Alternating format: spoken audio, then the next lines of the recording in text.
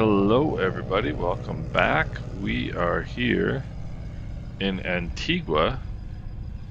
Going to be interesting to see whether this stream works.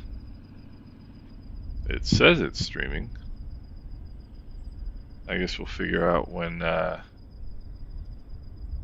if and when we get a viewer or a comment. I hope you guys are doing well. Today, of course, is the launch of the much anticipated Caribbean World Update 16. We are here today in the Britain Norman Islander.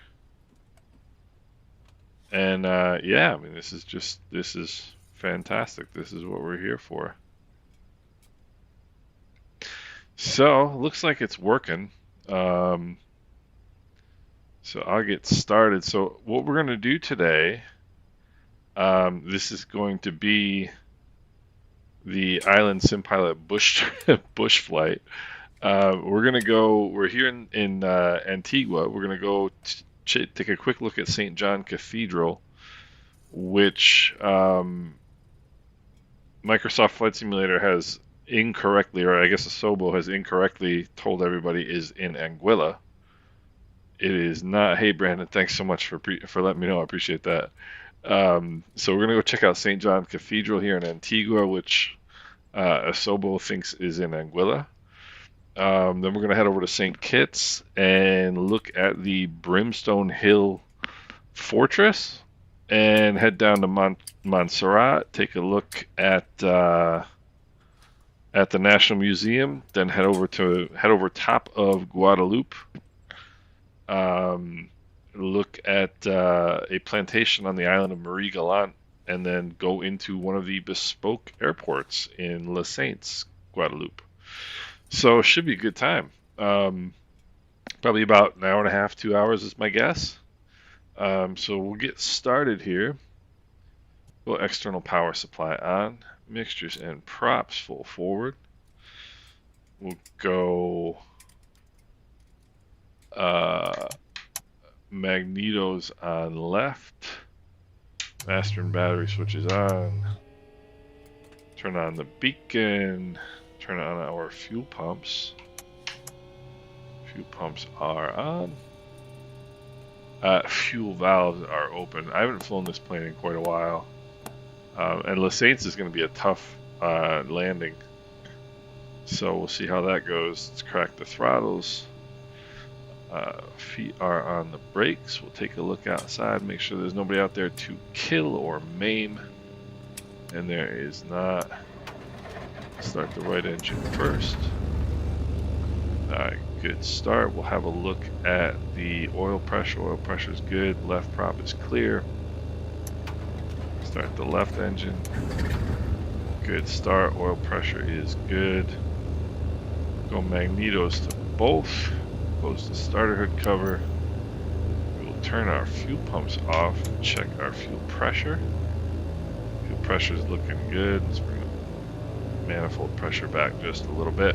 If this is too loud, hey Heiko, how are you? Schöne Grüße an dich.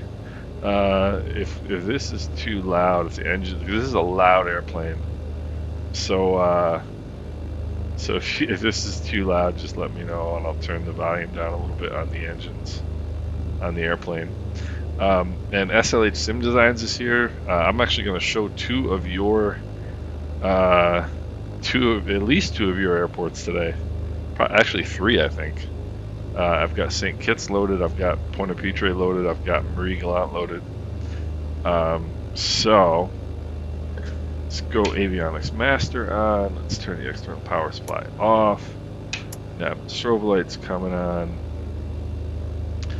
So we're looking pretty good. It's going to be VFR, hopefully anyway. This is live weather.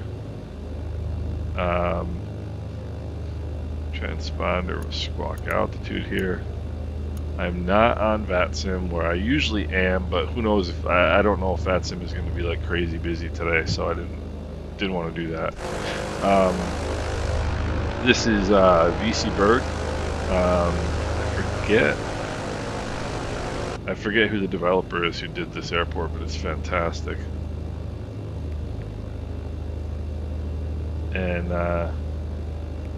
And yeah, SLH Sim Designs, dude, this is like Christmas in January. It's just awesome. So, lean the mixture, let's set the altimeter, and we shall release the parking brake, and let's get moving. Hey Luis, how are you doing, man? Hope you're doing well too. Yeah, Heiko, I'm gonna fly. That's one of the points of interest I'm gonna check out in this flight is the Plantation in Guadeloupe.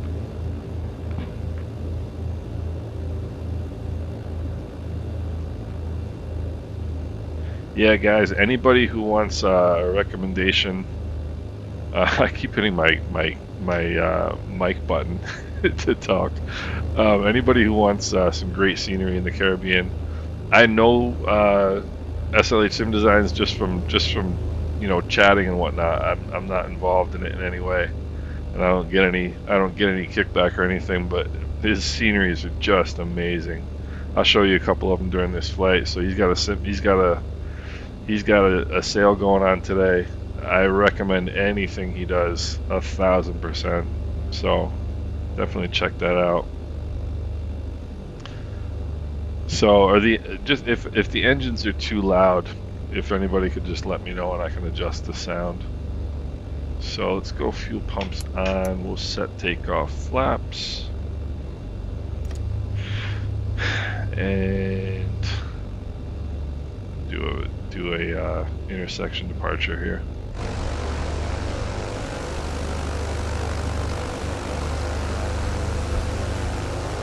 So this is my first time streaming using this software, and yeah, Luis, I do too. Anytime I look down at the comments, I might wind up veering off course. By the way, all right, let's go mixtures and props full forward.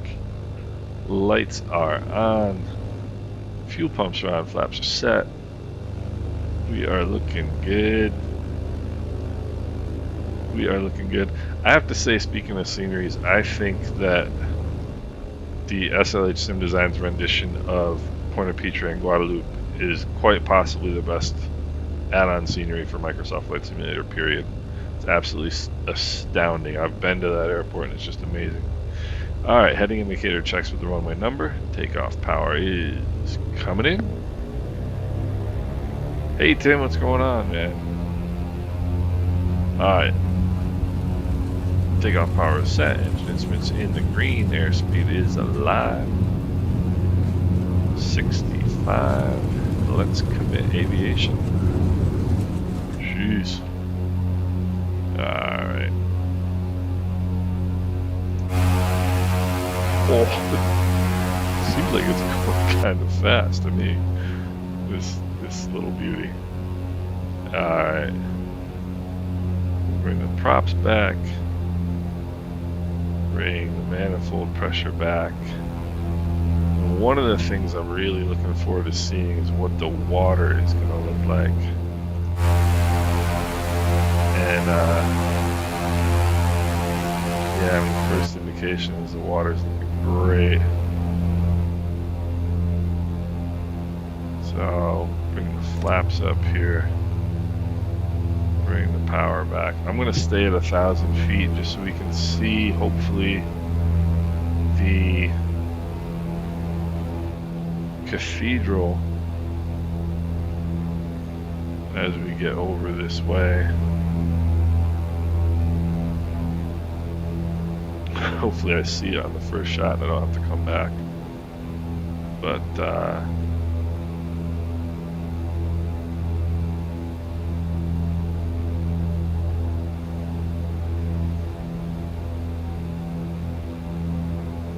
alright, let's push the nose forward here. Bring the props back a little bit, power back a little bit. Fuel pumps are coming off. Alright.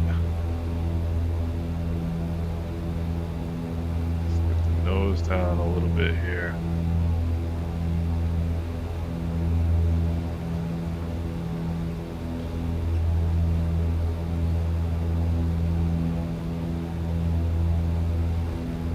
Hey Ferris, I would if I could, but flying and doing that stuff at the same time is a challenge. If you just leave a comment in the FrameGen mod video, I'll see it and I'll let you know. So I'm gonna bring the power and the props back here a little bit, see if I can slow down. It should be this cathedral.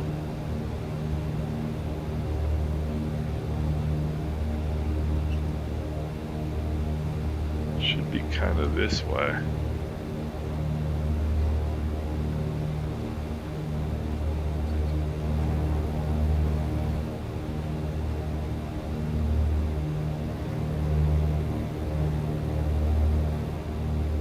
They don't make it difficult to find, or if I'm going to fly right over it here.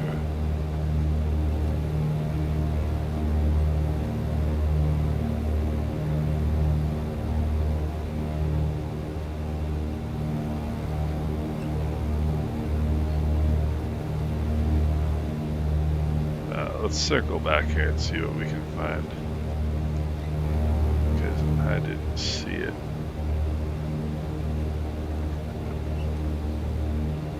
Hey Greek dude, what's going on? So we're trying to find us a cathedral here, and this is live weather, just in case anybody's curious. And I think it's back there in the town we just flew over. Let's see, yeah, I don't see anything over here that's gonna be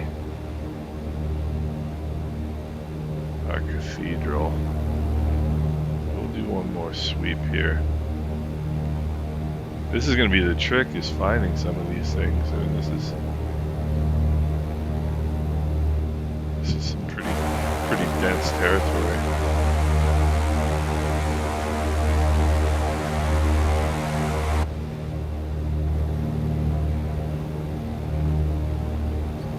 I think it's right down in here somewhere.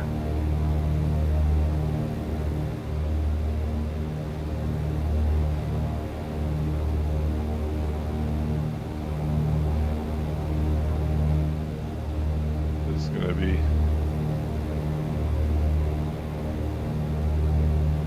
pretty unfortunate if we can't find our points of interest, isn't it?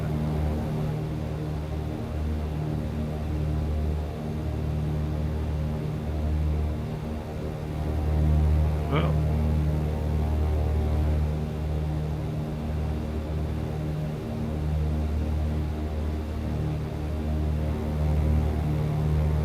yeah. Oopsie, doing a little bit of a climb here. It's a good thing I'm not advancing right now.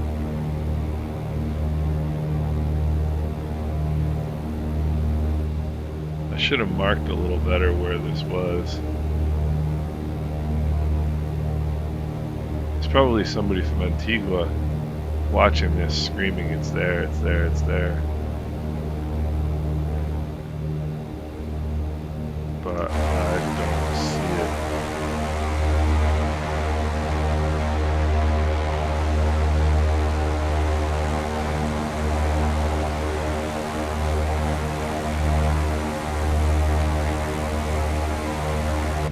Huh.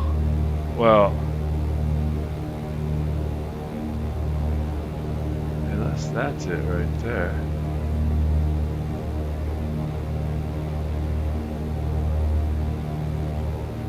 I'm gonna feel like we're gonna have to leave this one as a strikeout, because I don't know that flying around in circles is gonna do me any good in finding this. No, that's it right there. Right there. See that? That's it. Now let's see if I can fly around it here without crashing.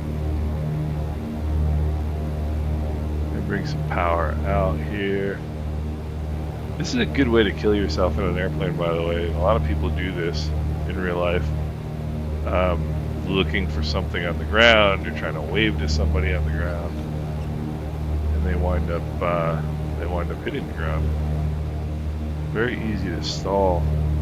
See that right there? Right there. That is beautiful. That is beautiful. Look at that. Ha! So we're 1 for 1, guys. That's pretty cool. Right there. Alright.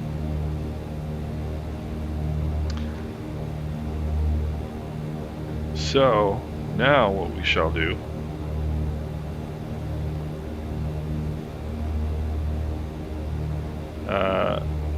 which way am I going here? I'm completely disoriented. Now what we shall do is enter the cruise portion of today's flight. And we're going to head over to St. Kitts and Nevis.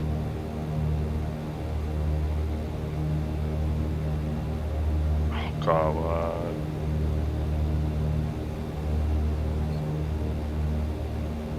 Alright, so props full forward. Let's go back to climb power here.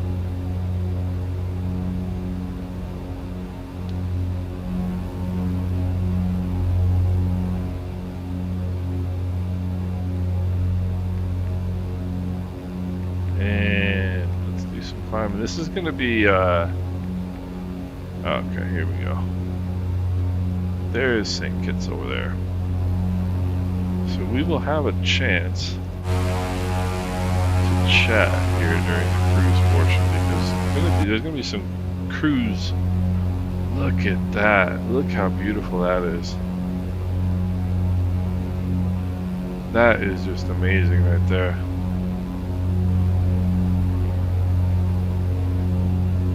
Look at how beautiful the water looks.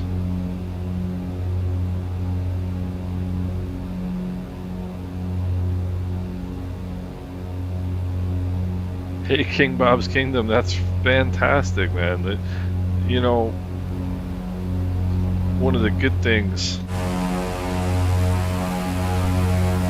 at that. That is just gorgeous. One of the good things about, so for anybody who just joined, what we're gonna do, we just saw the St. John's Cathedral in Antigua. Now we're going to head over to St. Kitts and check out the Brimstone Hill Fortress, and then we're going to hang a left and head south. Look at the water, it just looks phenomenal. I know they were saying they're trying out a new water I don't know if system is the right way to put it, but a new new way of doing water masks, which is really exciting. So this is actually like a preview of how they're going to do water in Flight Sim 2024. Hey Peter, how's it going? Welcome aboard, my friend. Look at that water. I mean, that's just awesome.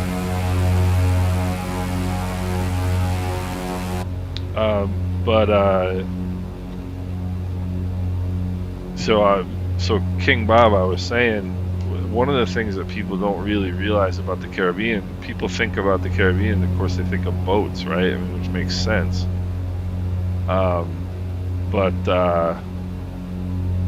You actually do a lot more travel by airplane in the Caribbean. Oh, I probably should have checked how much fuel I put on board before I started this, but you do a lot more travel by airplane than you do by boat in the Caribbean, because if you're going from island to island, I mean that's Guadeloupe down there. That's a long trip by boat, you know, going 20 knots. Hey Keanu, how's it going?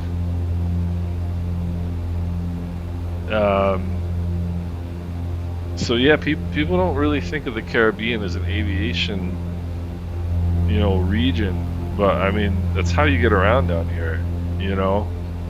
I mean, an hour-long, you know, a 45-minute to an hour-long flight would take you, I mean, 4 hours anyway in a boat, if not longer. You know, like a ferry. I mean, they have them, but they're not comfortable to fly around in. They really aren't. Or to go island to island. Hey, what's going on, guys? Welcome aboard. Coming up on 3,000, we'll level off there. Bring the props back just a little bit. Bring the power back to 23. I've done the ferry between Anguilla and St. Martin a couple times, and even that, I mean, that's like maybe a 3-mile trip. And if you don't like boats, you're not going to enjoy that very much. It gets pretty bumpy. It really does. So airplanes are, you know, a lot more comfortable way of getting around the islands, and a lot faster. So I'm excited to see people kind of get a look at this region and a little bit of aileron trim here, and see it get recognized as an aviation destination. You know, I mean, because it's what it is. We'll start leaning the mixtures here. Watch the EGTs go up. I'm watching these right here. The EGT gauges go up as I lean the mixture.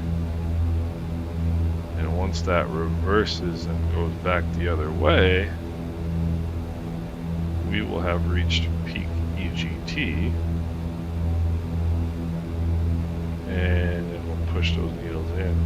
And push the levers in a little bit. There we go, just reversed. Now we'll push them in, drop it about 50 degrees. And there we go. We are now leaned. Flaps are up. Everything is looking good. Hey Tim, we'll catch you later, man.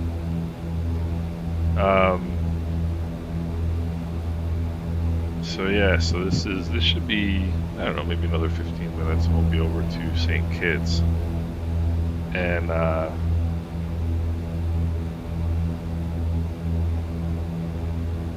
so for those of you who don't know, well, first of all, let me show you this airplane.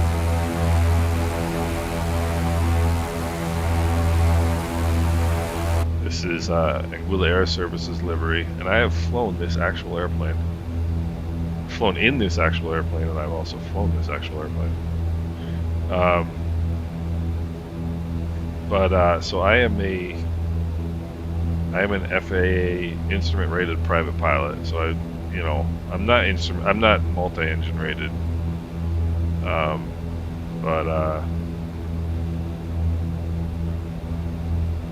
I've spent a good amount of time in this plane. It's a lot of fun. One of my really good friends in Anguilla flies for another local carrier, not for Anguilla Air Services. But this is a really common, very, very common airplane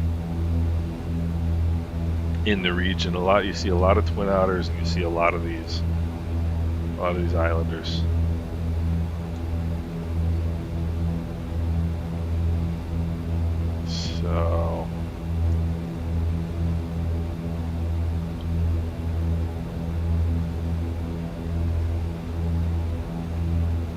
So this time I'm going to make sure I know exactly where our fortress is so we can find it. And I've never been to St. Kitts, and I definitely want to go. I'm very interested in Nevis. Very interested in seeing Nevis. I really hope I'm not going to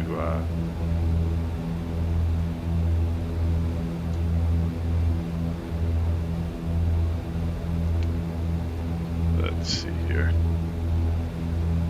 You know what?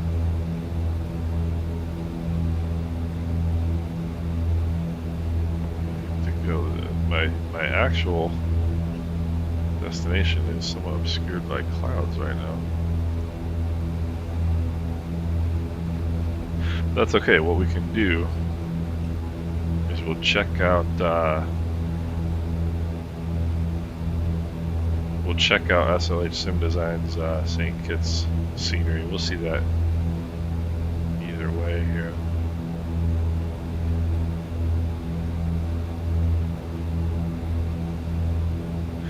So I was kind of wondering how much action this would generate in the Caribbean today. There's a good amount of planes out and about. I think the interest in this area is pretty good.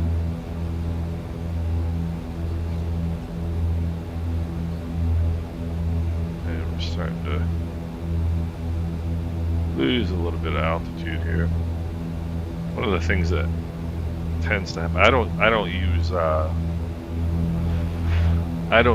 autopilot at all in smaller aircraft like this.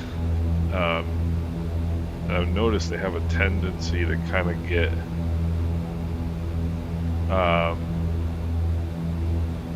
kind of yo-yo a little bit in altitude,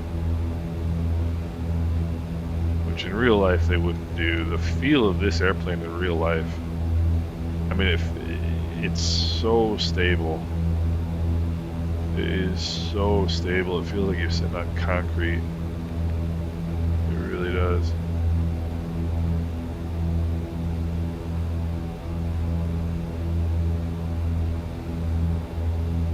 There's a very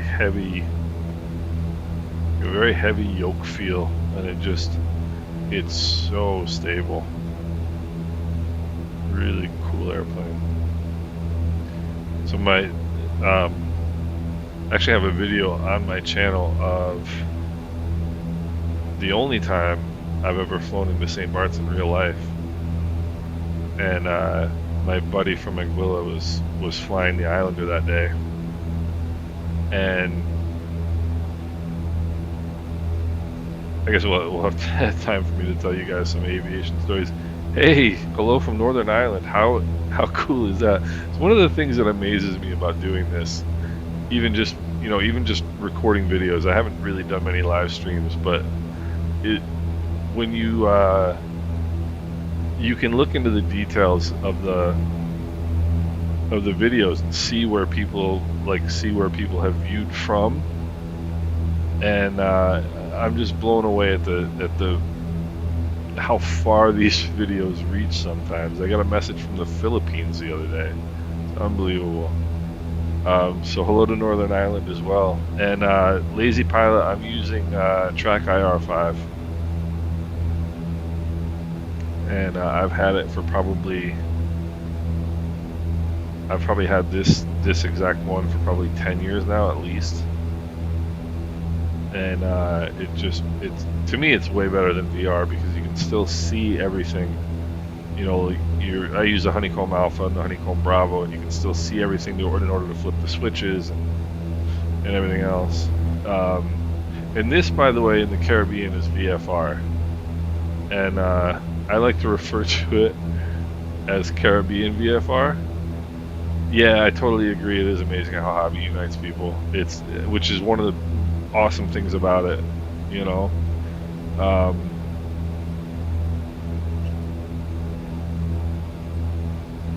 But what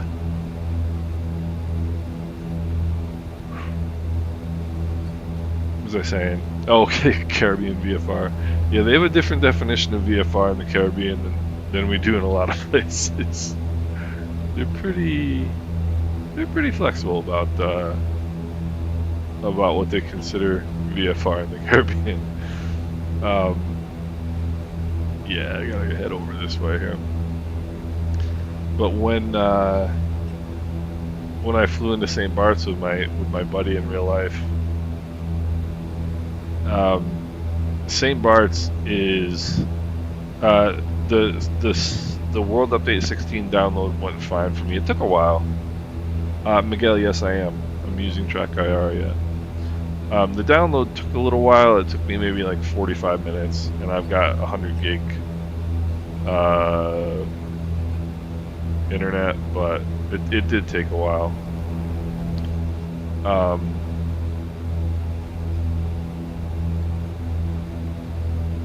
Hey Jason, thanks a lot, man. I really appreciate that. But I'll tell you a couple things about the real life experience of flying to St. Bart's. Number one, the only way I can describe final approach on runway 10 at St. Bart's, it literally, if you've ever done a roller coaster where they take you up to the top at the very beginning and then just drop you straight down, yeah, exactly. That's exactly what it feels like. I mean, I had tunnel vision just because I had never done it before. I'm sure if you did it a bunch of times, it wouldn't be that big a deal anymore. But like I said, the only time I've actually done it, it literally felt like you're being dropped off the side of a building. I mean, it was just, I can't even describe it. And my buddy, I mean, you wouldn't even have noticed the plane was on the ground. He touched down so smoothly. These guys, the guys who fly these day in and day out around the islands, I mean, they're so good. They're so good, it's ridiculous. And that was quite an experience. And the other thing you don't realize about St. Bart's is how steep downhill the runway is slanted. Oh, Johan, that sucks, man. Having to reinstall it. Yeah, I did some messing around with some of my files this morning, and then like some of the official folders and files, moving them around and stuff. And then I thought to myself that was a really stupid thing to do on the morning that the World Update 16 comes out, just in case I mess something up. Fortunately, I didn't. And I can already tell you, by the way, that we're going into the wind right now because this is taking a while. So hopefully, once we see our St. Kitts point of interest and turn left and head south, I think we should probably have a pretty quick run of it down to Montserrat. So we're heading to St. Kitts right now, which is right there, SKB. We're gonna go up around. We're gonna go up around here, and the point of interest that we're looking for is right here, which is Brimstone Hill Fortress, about right just on the other side of the island. And then after that, we're gonna turn left and head down this way, and we're gonna go, there's a point of interest on Montserrat that we're gonna go look at, and then we'll go fly down over the top of Guadeloupe. We're gonna wind up at License Airport, which is one of the 7 bespoke airports. Should be pretty cool.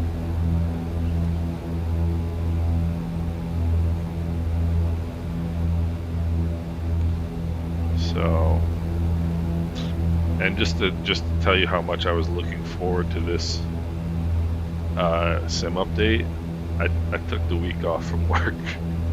So if you guys feel like watching somebody fly around in circles for a week, it's gonna be me. I'm gonna be doing this like the whole week. I was pretty much kind of trying to figure out how to stream. Frappuccino, no, I don't. I have, but I don't do it like professionally. I have some friends who do. I've done a lot. I vacation a lot in the Caribbean. I go to the Caribbean as often as I can. And I have friends who fly down there professionally. So when I'm down there, I'm always like, it's funny because I'll go down to the islands, and like I'll go with my friends on their work days, like when they're flying. They think I'm nuts probably because I'm on vacation. I'm sitting on a plane sweating, you know, flying around the islands with them, but that's what I love doing.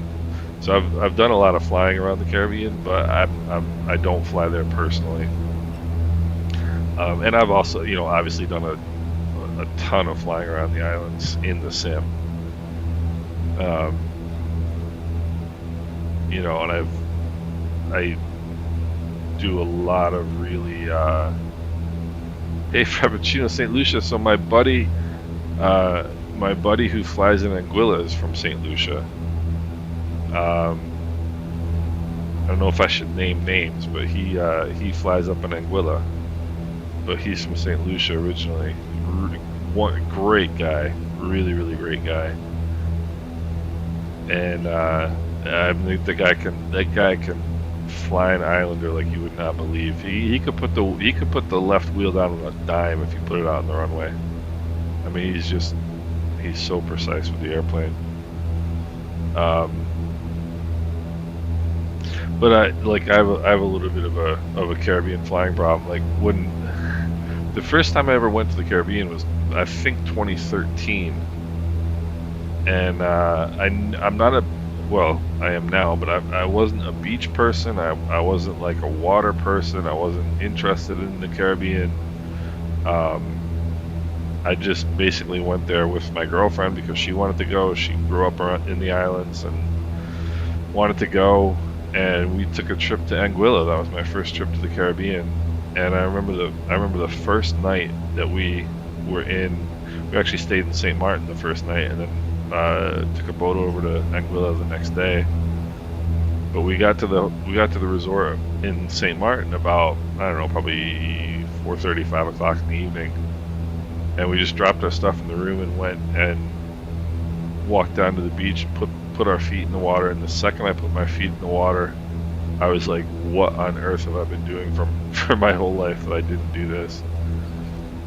And so ever since then I've become kind of obsessed with the Caribbean. Where is the best place to buy this scenery? Any of the SLH sim design scenery, I would buy it directly from his website. I can type it, I do believe. He was commenting earlier, so you can see his comment up above, but I'll write the name of the developer in the chat. So that's this scenery over here. As a matter of fact, I can start bring some power out here and start coming down a little bit, because we're going to want to get down to see the scenery anyway. Oh man, I appreciate that, Jason. Thank you so much. It's funny because, like, I only do this stuff on YouTube, you know, with the sim. I just do what I enjoy doing. Like, when I first started making videos, I kind of looked around a little bit, like, to see what other people are doing and what can you do to kind of maybe garner some attention and so on and so forth. And then I said, you know what, I don't want to do that. I just want to do what I do and what I enjoy. And if people want to watch it, that's fantastic. And it's the strangest thing, because I'm so appreciative of people who want to watch, you know, because you know, we're all just sharing what we enjoy doing, you know. Let's see if I can get a better view here.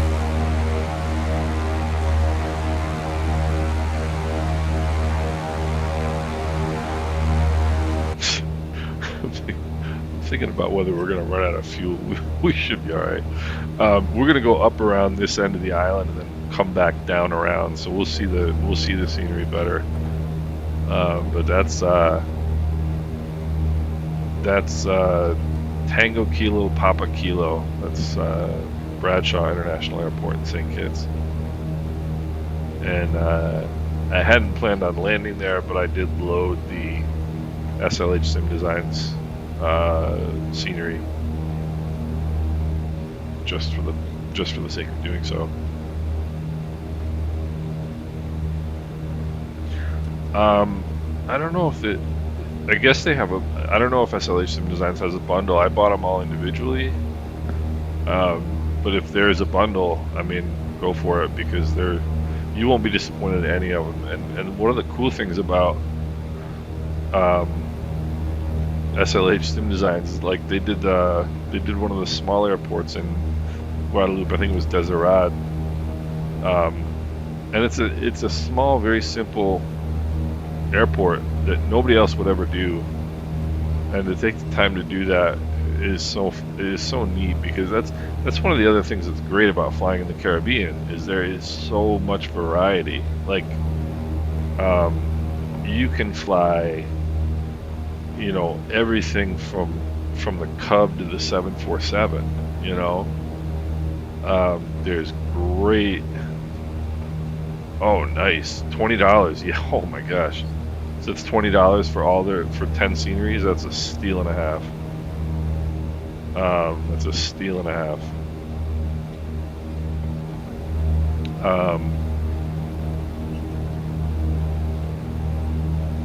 But you know, there's so much good flying down here, and that's so straight ahead. Off the nose there is St. Eustatius, Statia, as the locals call it, and that's one of the best freeware sceneries you will ever see. You can get that one. I posted a video yesterday of, yeah, there's no reason to resist, Heiko. The scenery is, that's a steal and a half for $20. But I did a video yesterday of freeware airports in the Caribbean, and Statia is the island right off our nose up there, and that's one of the best freeware sceneries you can get. That's I'm trying to remember the airport identifier.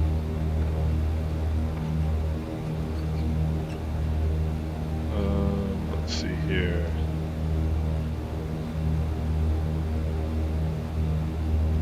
Let's see here. Tango November Charlie Echo. That's the airport right off our nose, up here in this little valley. Tremendous freeway airport.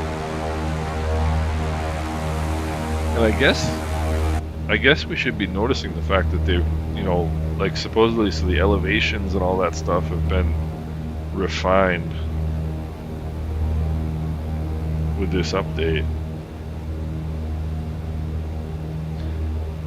And Dog Tag Gamer, I completely agree. It's weird how some people have completely different views of the same thing. Like I was talking to somebody relatively recently that was like vehement about the fact that the freeware Asobo scenery for St. Martin was way better than the payware. And I think the freeware is great. I mean, the fact that we have a freeware option for that is fantastic. You know, that they did such a nice job on it. But the payware one, not only is the payware one better, but with the payware one you also get Grand Casse Airport in French St. Martin. And Michael, that was Tango November Charlie Echo is the airport right up in here, and you can get that on flightsim.to. It's a freeware, one of the best freeware airports you will ever see. It's phenomenal. And the link, I did a video yesterday of payware airports, or freeware airports rather, in the Caribbean, and it's linked in there. So if you look at that, you'll see it. I'm gonna start trimming here a little bit. So I think we're probably low enough that we'll see that.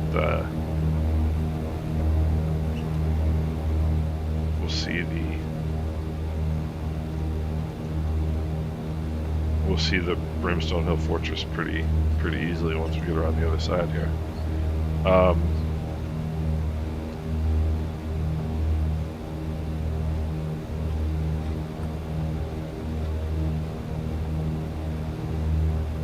And JJ, yeah, I think I mean, this is literally my first flight with the update, and it feels very, very smooth to me. I'm running it in 2K. I pretty much have everything on Ultra.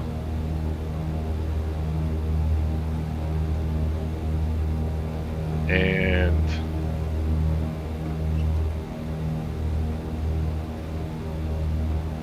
My like terrain LOD I think is 205, so I've got it cranked up pretty good. It's not having any problem at all.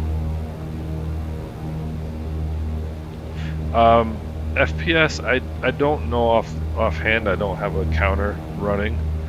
I go for smooth. I like it to be as smooth as possible. I usually get, I'm probably, if I had to guess, I'm probably getting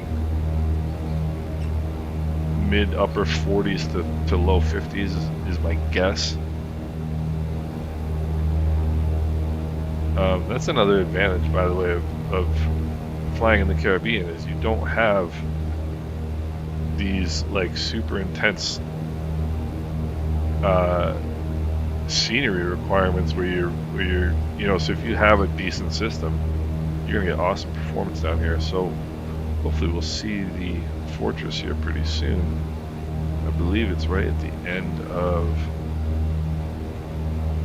it's kind of right over here.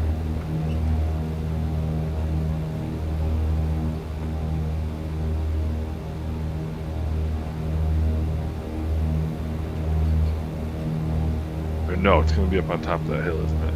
That makes sense.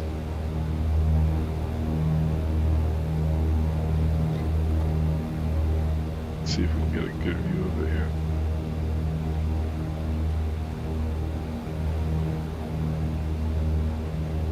Oh, cool, look at this. Try not to crash while we look at this.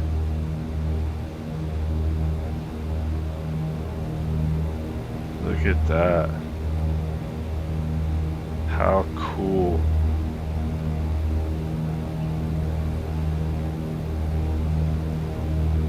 Wow, that's amazing.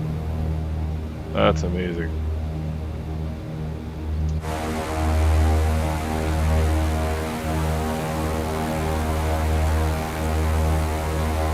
Wow, that is now on my list of things to see in real life.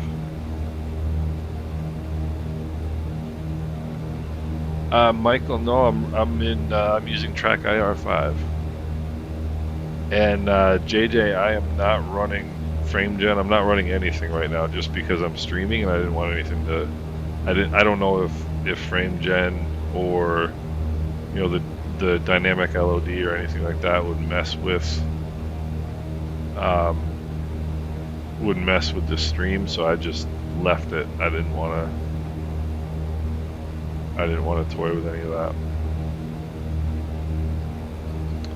Quick lift, this is the Britain Norman Islander from Black Box Simulations. Give you a look at it outside.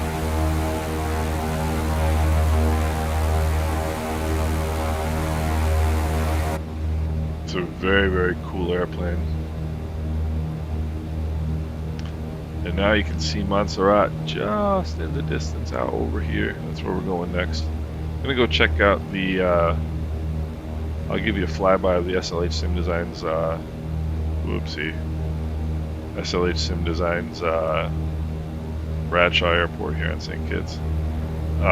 This is a really challenging, if you guys fly jets, this is a really, really challenging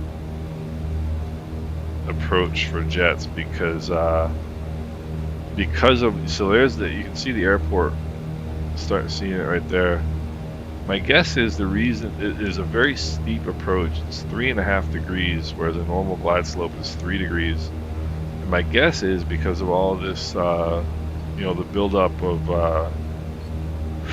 this city here, right before the airport, is why there's such a steep approach. But it's a very, very steep approach. And a relatively short-ish landing. It's not short. I think this runway is about 7,000 feet, but it's let me come outside. It's not short, but it's not long either.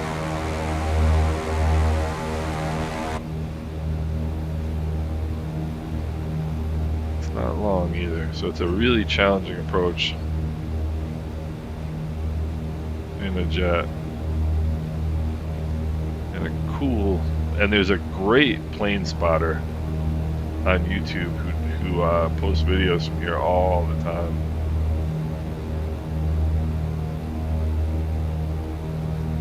And alright, let's go props full forward. Let's go power. Got some power here. Get back up to altitude.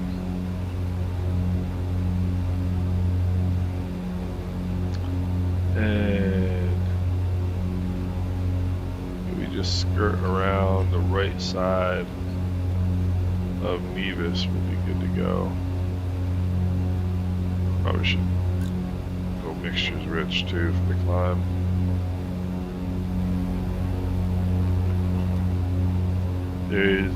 That's a pretty popular beach area in St. Kitts. There's one beach that there's actually two beaches that I really want to see. I'll show them to you as we go by. London City, I've never done that one.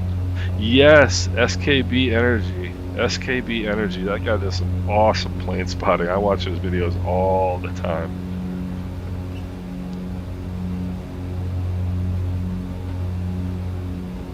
Yeah, Heiko, that airport on Montserrat, I haven't looked, as a matter of fact, I haven't looked to see if they did any landing challenges for this sim update. But if I was going to do a landing challenge for the Caribbean, one of them would be Montserrat. That is a tough approach, because I mean, if you come up 10 feet short, you're right in the side of the mountain, and if you're too fast, you're gonna go, you've got no chance. It's a tough little approach. And that's one of the cool things about flying in the islands, is there's just, they have 3 challenges. Okay, yeah. Oh, King Bob's, yeah. That's correct. He named it correctly. There are some really challenging approaches in the Caribbean. Montserrat being one of them. So I think it's this beach right here, which I think is a pretty cool beach in St. Kitts. That's one of them I wanted to see. And then there's over on this side, I don't know if it's over here by the airport or over here, there's a beach club on Nevis, which I thought looked pretty nifty.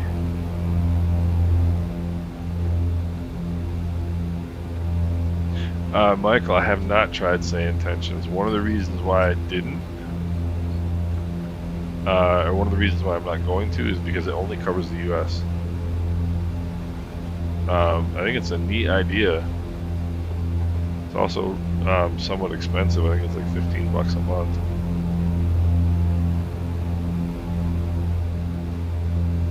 For the beta phase. I think it's a great idea. I mean, I think that beach club is right there, I think. No, I think it's right here, because I recognize that pier. There's a beach club that's right there on Nevis, which is like, just seems like a very quiet, relaxed place to be.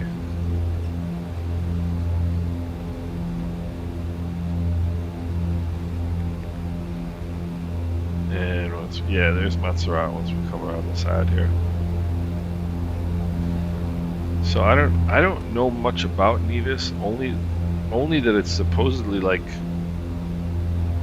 a lot less developed, a lot less touristy than other islands, and I really want to see Nevis. I really want to see Nevis, because I like quiet Caribbean. You know, it's why I like Anguilla so much. There's no chain hotels, there's no chain restaurants. It's all, there's a golf course, look at that. It's all you know, locals. It's all local businesses, all local folks, and you get to know people, and it's awesome. And I think Nevis is one place. There's a place in the British Virgin Islands called Antigua, which I want to see, which is another super quiet island. And another one of the islands that I really want to see is Galante, which we're going to see on this flight. So that is Montserrat, where we're heading next. So I should probably point myself in that direction.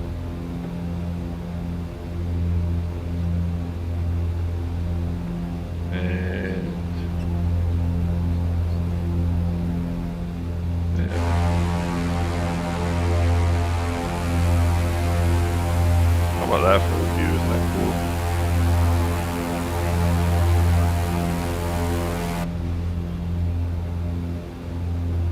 So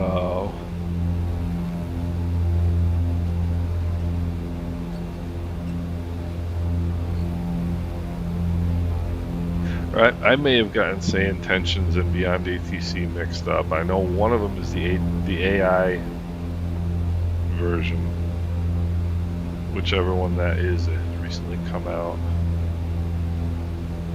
So bring the power back just a little bit here. 23. Push the nose over and get matriculating here.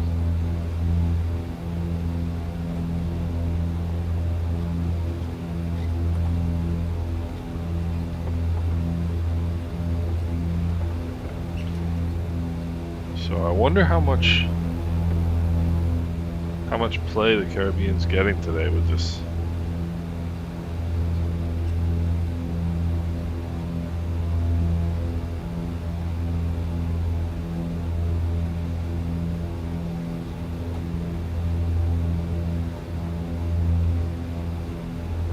So my Caribbean sim flying buddy, Captain Hughes, is away on business right now. He's over in the UK doing some work. A good friend of mine, he's from Antigua, and avid flight simmer.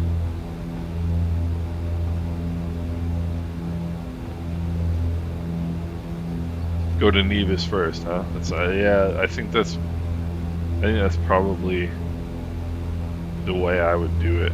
See, this is another instance of Caribbean VFR where it's like it's close enough. I'm gonna lean the mixtures again.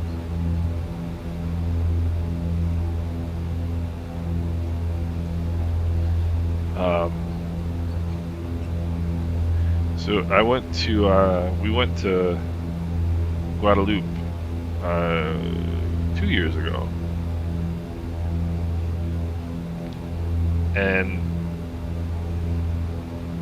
Guadeloupe is amazing. The trick with Guadeloupe is that it's difficult to get to from the US. You can get to it from Canada, you can get to it from France. There we go, let's push these forward. But it's difficult to get to from the US. They don't have a lot of US visitors.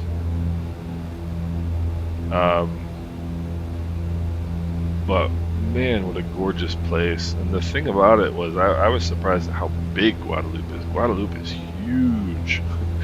I mean,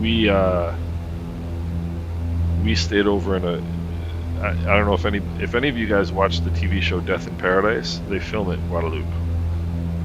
And actually I think 2,500 is a good altitude. They filmed Death in Paradise in Guadeloupe, and we went and stayed in the area of Guadeloupe where we stayed in the village near where they do all the filming. Like, they do a lot of the filming in like the town of Sainte Marie in the TV show is actually is an actual city in Guadeloupe, or town, I guess. It's called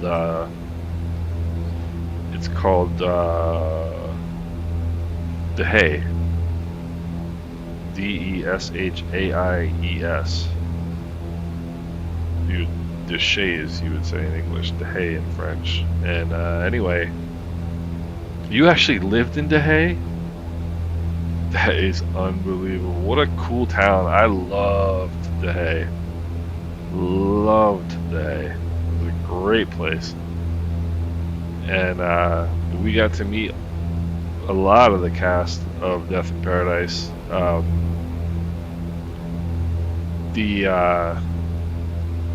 The star of the show, if I can remember his name right now,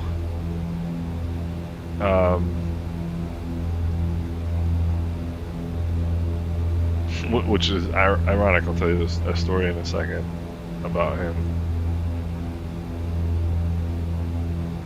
Ralph Little is his name. And we were hanging around the set like the first day that we got to De Hay, and they were filming all day. And at the end of the day,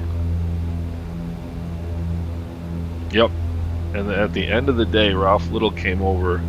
There was about a dozen of us kind of hanging around, fans of the show, and he invited us up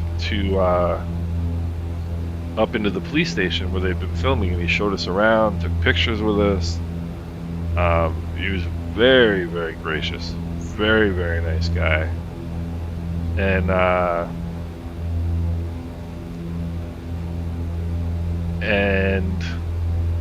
I don't think the cast or I don't think the crew, like the director or the producer, whoever it was, I don't think they were very happy with Ralph showing fans around the set. Like, and he just didn't care. He was like, come on guys, let's go, I'll show you.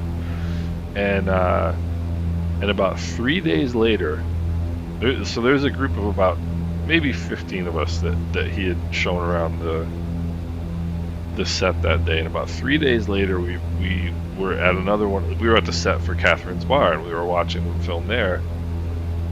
And he came over again to show us into Catherine's Bar, to show us around. And he came over and addressed my girlfriend and I by name. Like, he remembered our names from 3 days before.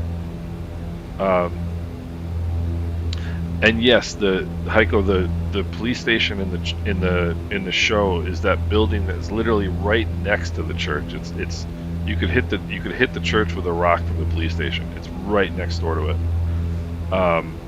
I don't know what it officially is. I don't know if it's officially part of the church or not, but it's literally right next door. I mean, 50 feet away. They basically share the same parking lot.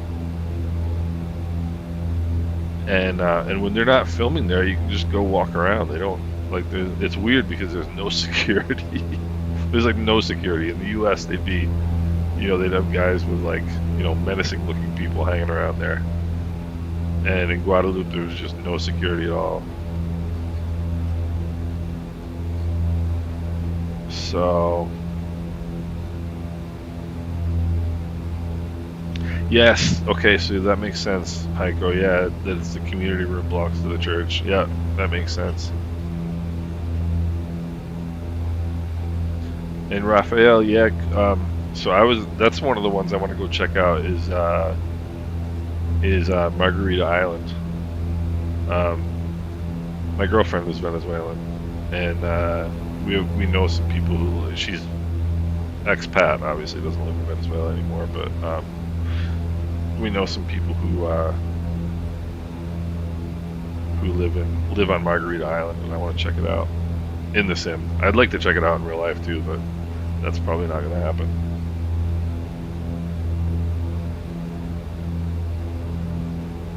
But yeah, so Guadeloupe is one of those places that doesn't get very many American tourists. And I'll tell you what, Guadeloupe, I feel like it was about half as expensive as anywhere else I've been in the Caribbean. It was so cheap, it was unbelievable.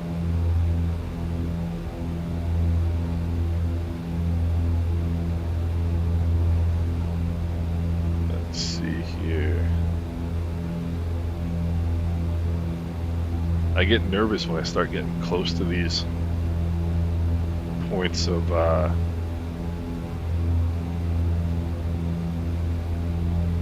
points of interest because I feel like you get one shot to see him.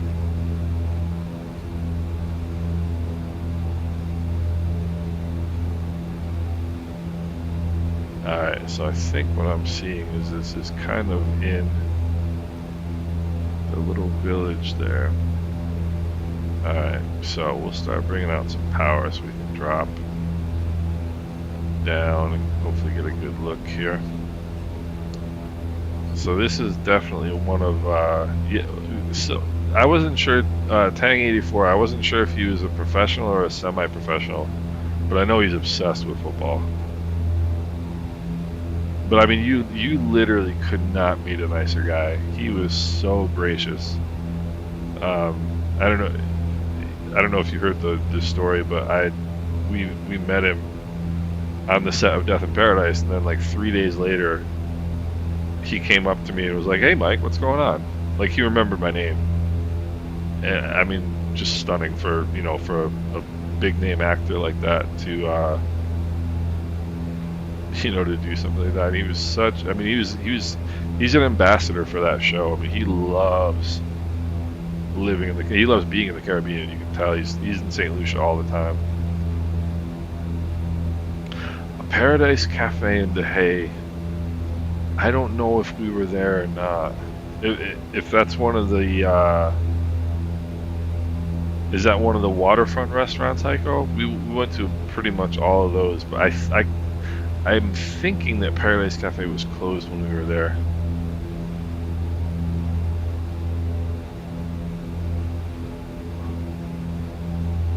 I'm looking to see if I can see where it is. Whoopsie. Should probably try and not crash the airplane while I'm doing that. No, you know what, Heiko, that place was closed when we were there. We were there in August. We were there like the last week of August, the beginning of September, and so it was like, it was not tourist season, so a lot of places were closed, and that was one of them. Oh wow, yeah, we were. I mean, it was one of those places that was on our list to go to.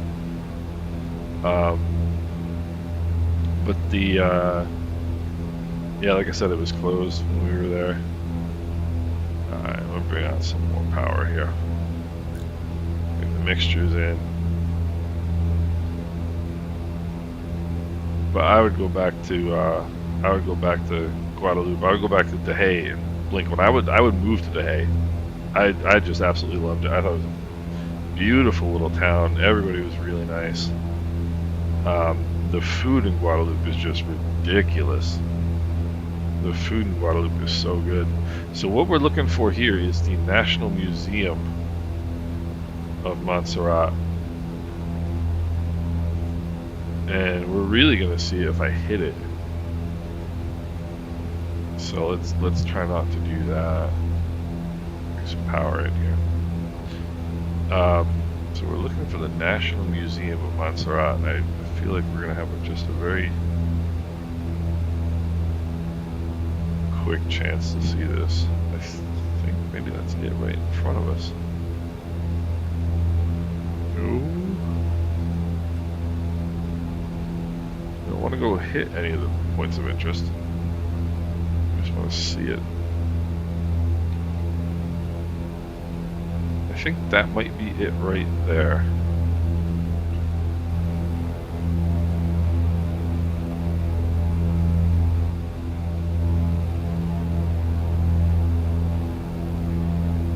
I think that was it that we just flew past. This building right here, just under the wing. And once again, it would be unfortunate if I crashed into Montserrat. So, props full forward, bring in some power. And let's head for Guadeloupe. Hey Skipper, how's it going? North Carolina is probably quite a bit warm. I'm in New York State right now. That's where I am broadcasting from, and let me see if I can see. So there's the airport right in the top of this hill right here. It's a very, very, very, very challenging little airport to get into. if I had done the landing challenges for the Caribbean update, I would have done Montserrat would have been one of my picks. And I think we're going to have enough fuel to do this whole trip, which is great.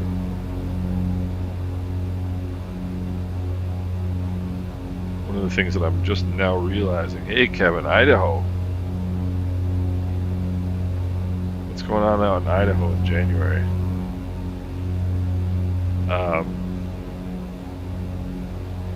I'm fascinated by places like that. I've driven through like Missouri. I've driven through Oklahoma, but I'm fascinated by places like that.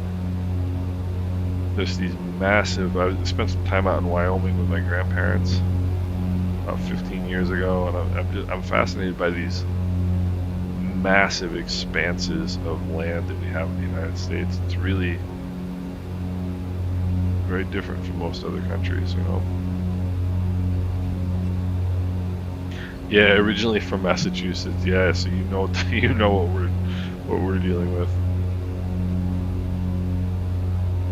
So I have a couple friends from the Caribbean who have never seen snow, ever, which to me is like I can't even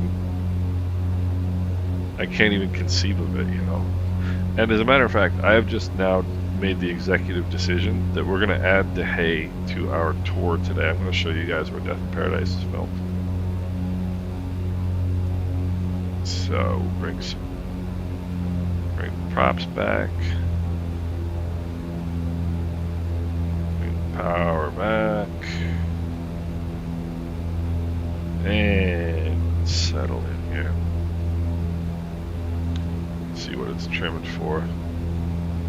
So the cool thing about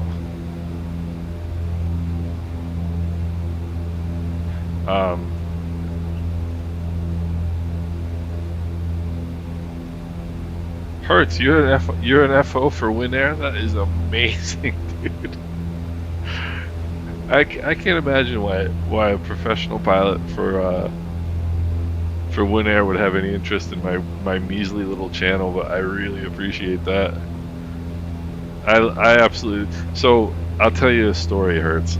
When 2021, fall of 2021 was our first kind of post COVID trip, and we had gone to Anguilla in September of 2019, and we didn't get to go to the islands at all after that with the Caribbean. My girlfriend has asthma, so we have to really be careful. You know, she actually caught COVID in Guadeloupe, but that's another story. But so we went in 2021 to St. Martin, and we stayed at. So Hertz, you're definitely gonna know where this is.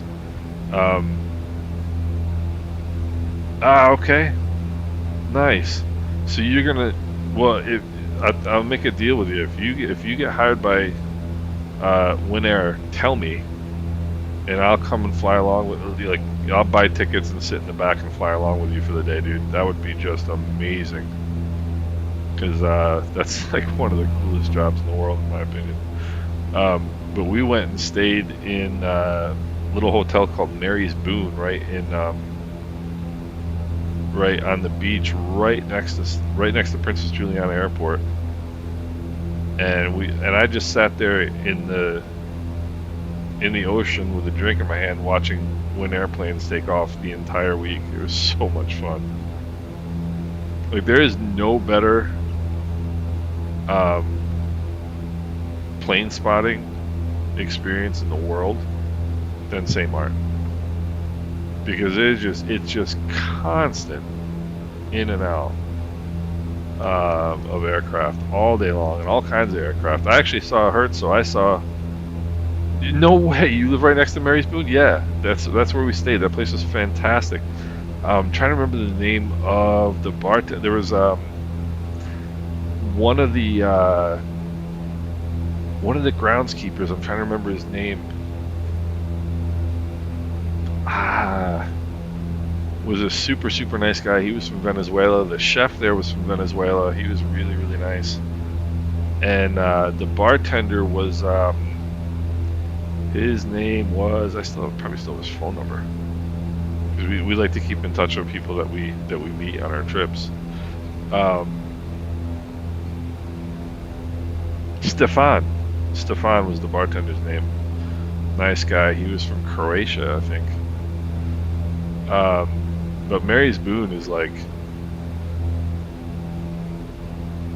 that place is just awesome. Oh, no way. Okay. Yeah, I mean, I loved Mary's Boon. I loved Simpson Bay. I thought that whole area was just awesome. I really liked St. Martin a lot.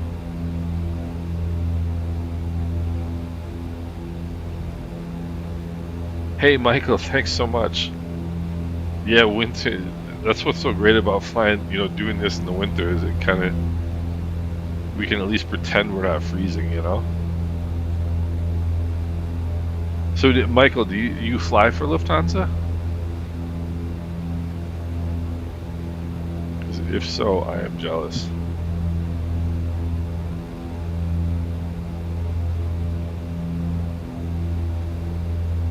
Yeah, I know character right next to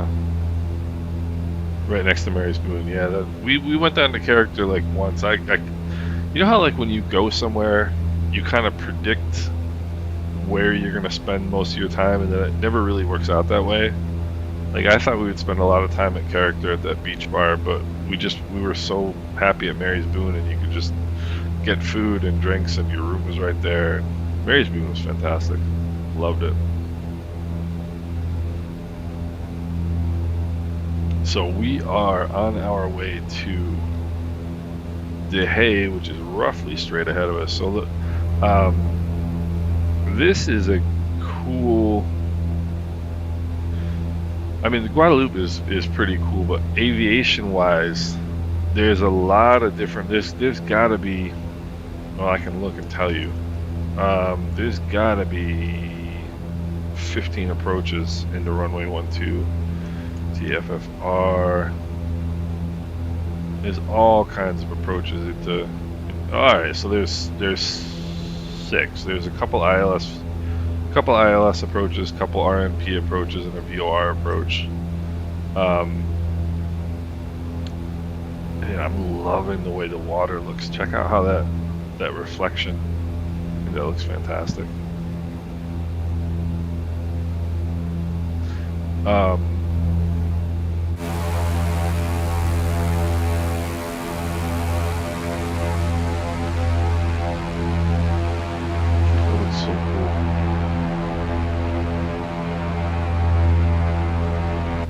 I'm reminded of the days when I used to have to use Real Environment X rather than the normal weather for Microsoft, and now the sim weather is just amazing. But Guadeloupe is one of those places. I think there's 5 airports in Guadeloupe or 6. But this airport has got some great approaches because of the fact that this mountain. There's this big hill of range of mountains makes a straight in approach pretty tricky. Hey Donnie, what's going on? Heiko got it right. Islander. So there's some great approaches into Guadeloupe. So the airport we're going to land at eventually is right down over on this little island just over this edge, the other side over here. But first, we're going to go see The Hague, where Death in Paradise is filmed. Then I'm going to come back. The Hague is like right down in here. Maybe it's right there, we'll see. But then I'm going to come back and overfly Point-a-Pitre, the airport, the main airport, just because that's a cool one to see. And I want to see what the terrain looks like in Guadeloupe. So Guadeloupe is a big island, and well, islands, and there's a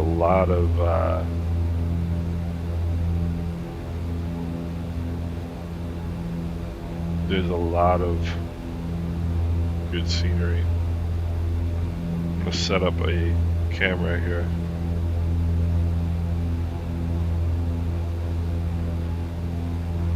So I can.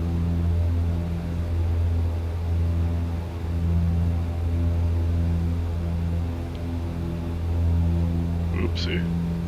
Sorry for this. I'm just trying to set up a good view. Because I think I'm going to have to turn around and come back the other way.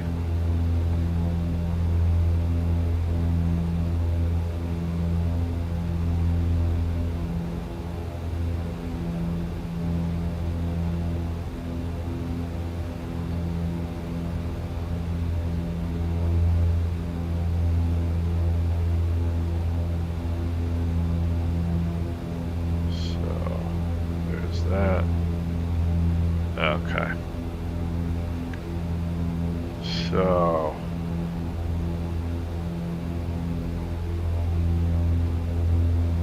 sorry for all the messing around with the cameras.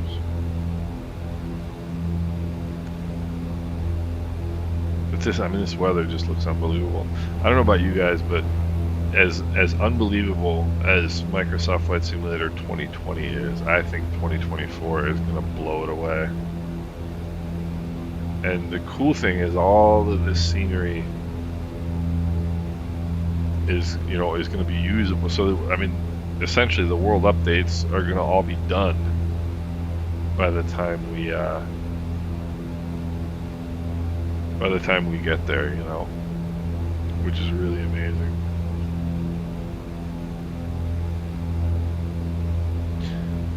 So let's see here.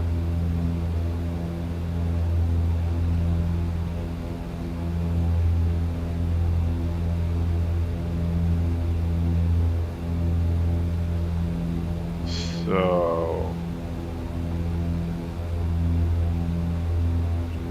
I think, pretty sure Dehay is straight ahead of us, right in this little cove right here.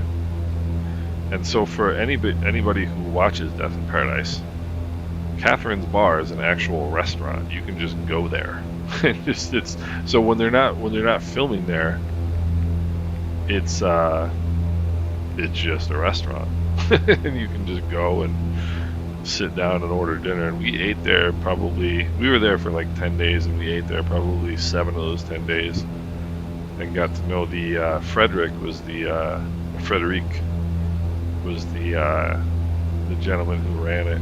Really, really nice guy. I don't know if you know him, Heiko. Very nice guy. And even if it wasn't in a TV show that made you want to go see it, it's a great bar, great restaurant, really cool place to just sit and watch the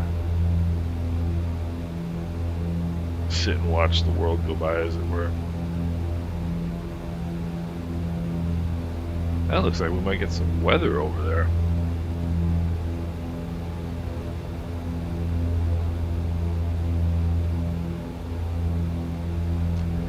So there's this massive beach right here. It's about 2 miles long, if I remember correctly. And we stayed in a little, like, vacation cabins right over in here. Hey, Stuart, thanks so much, man.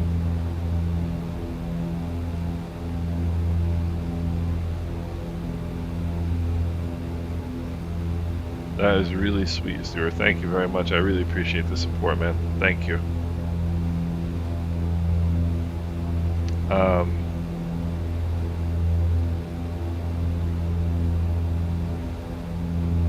Yeah, it's and I appreciate the follow as well, Stuart. I really appreciate that. It's funny. I get a ton of comments on the videos, and then if people never follow you, it's kind of weird. I always wonder why. But I really appreciate the follow. It's really great. Thank you. So yeah, we stayed like right over in here. I forget the name of the place. This is all like volcanic. This is all like dark brown sand, volcanic sand. And then I think right over here is where that's the hotel right there. That's the hotel. We'll get a look at the hotel. I'm gonna bring some power out here, bring us down a little bit. And we're gonna make a 180 here. Yeah, there's the city of The Hague.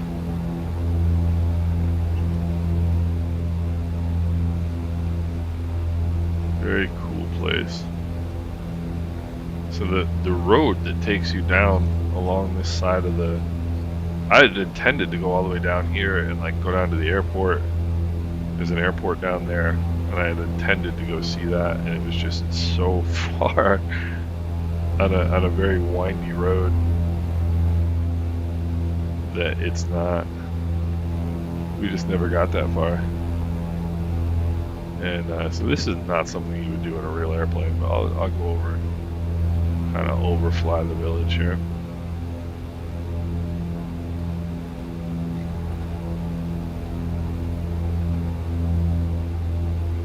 It really is a neat little place.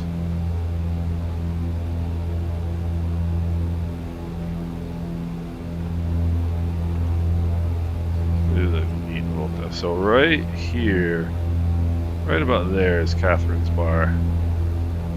I'll do my best not to crash into it. That's The Hague right there. Right about there is Catherine's Bar.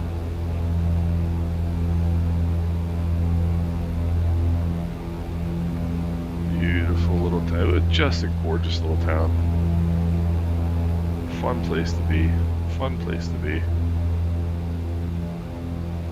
And then I'll show you the little cabins where I stayed. Hopefully I won't hit one of those either.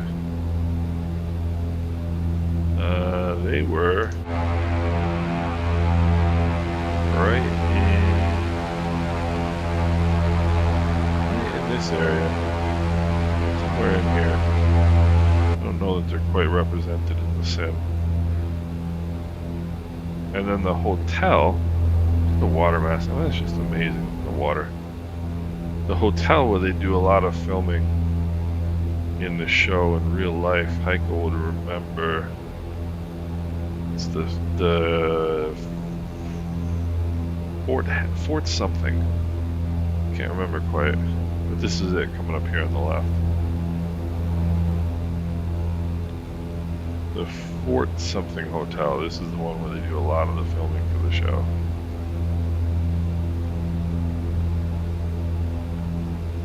This is John. We're in Guadeloupe. This is the village of The Hague in Guadeloupe. This is where they filmed the show Death in Paradise.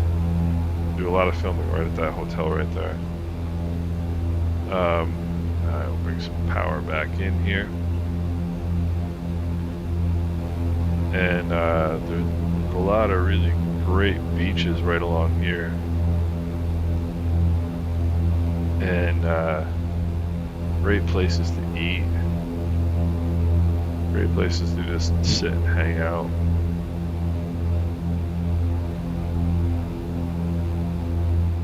Ah, look at that, we got a rainbow. I remember that little island right there. I remember that island specifically, but look at this water. How amazing that looks. I mean, that looks pretty darn realistic to me. John, this is the island of Guadeloupe in right in the middle. Yeah, the Fort Royal Hotel. That's exactly right, Heiko. This is the island of Guadeloupe in the yes, French Caribbean. Yes, it's about halfway down the island chain in the Caribbean. I think 1,000 feet is a pretty good altitude to kind of level off at right now. Get a look at some of the island. So Guadeloupe is. So we drove from where we just were to a place over here called St. Anne, which is on the other side. It took probably an hour and maybe an hour and 10 minutes, like driving at highway speeds. Whereas like in Anguilla, you can drive from one side of the island to the other in 10 minutes, width-wise, not length-wise. This is unbelievable how good this water looks. Look at this.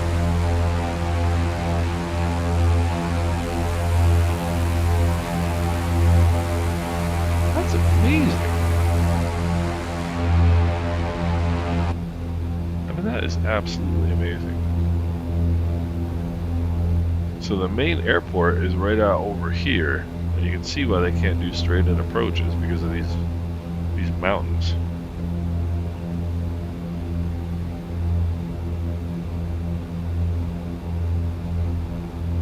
Yes, Donnie, yes, you do have to have hardware acceleration enabled. Hey, E3N, how's it going? So, funny story about the ABC Islands. I always thought I think it's hilarious that they're actually the ACD Islands. It's actually Aruba, Curacao, and Bonaire, which I'm sure you know. But I think it's hilarious. I think it's hilarious they call them the ABC Islands, but it's actually not ABC. ACB. Yeah, I can definitely do that. And John, I am not using any mods right now because with the stream I didn't want it to mess anything up. I didn't want to get I didn't want anything to get goofy. So I'm just this is actually basically stock 2K what I'm using. And I think it looks fantastic. I mean, the performance is really good. I'm using DX12, and I think the performance is great. Hey, E3N. So my neighbor. So I live in upstate New York. I live in central New York, which is not Aruba. Very, very, very far from Aruba. My neighbor 2 doors down is going to Aruba for a month in like 2 weeks. She's retired, and every like March she has a friend that goes down to that has like I think she has a condo in Aruba, and my neighbor goes down and stays with her. Look at this water. I mean, this is amazing. And this water out here in real life in Guadeloupe is ridiculous. It's stunning how beautiful it is. And it seems like they recreated it in the sim pretty well. It also seems like we might get some IMC. We might be landing at Point-a-Pitre anyway. So I want to show you this airport, and then I will show you. This is Marie Galante. I want to show you a plantation that I cannot pronounce properly. It is the Roussel-Trianon plantation, and I apologize for butchering that. Yeah, John, I know what you mean, man. Yeah, we're getting some rain here. Jorge, I'm just noticing this for the first time, really. Not the reflections per se, but like how good they are. They look phenomenal. I mean, in the weather, I mean, just look at that kind of like that hard, dark layer. It looks tremendous. I mean, that's the thing about Microsoft Flight Simulator. Yeah, you're right, Heiko. That's for sure. That's one of the things that I love about Flight Simulator now is that, like with the older sims, you had to start like 15 different programs, you know, to get going. You know, you had to start a weather program. You had to start, you know, all this different stuff, these, you know, add-ons and enhancements. Whereas in Flight Simulator, it's just all there. So this, guys, is, I shouldn't say guys. I shouldn't just assume that you're all guys. This is Point-a-Pitre. This is the main airport in Guadeloupe. This is, in my opinion, arguably the best scenery that I've seen for Microsoft Flight Simulator, period. This is done by SLH Sim Designs, and this is just an unbelievable, because when this scenery came out, I had just been to the island like a couple months before, maybe 2 months before, and I went inside the terminal, and like everything inside the terminal was exact. And the car park, as the Brits would call it, the parking lot, and like I mean the terminal building and everything inside it is exact like real life. I mean, I remember walking in the door from this side, the entrance from that side, and seeing the pharmacy that was there. And it's like, I mean, this, the detail that he put into it is just unbelievable. And let's see here. There's Marie Galante over there. I don't know if we'll go over top of St. Anne. St. Anne is like, so when we came to Guadeloupe, the reason I stayed in Dehae, first of all, is because they filmed Death in Paradise there. But I kind of thought that there's a place called St. Anne, which is over here, which I assume is probably this brighter area over there. This is kind of the touristy, beachy part of Guadeloupe. And I was thinking that the touristy part would be kind of not where we'd want to be. And in contrast, it was absolutely awesome. I got my car towed. That was kind of not awesome, but other than that, it was great. I'm gonna go over here and see if that's what it is. Then what we're gonna do, we're gonna hit this island over here, Marie Galante, to see the Plantation, which is one of the POIs for points of interest for the sim update, and then we're gonna go over, hopefully, go over to La Saintes over there and land. Hopefully.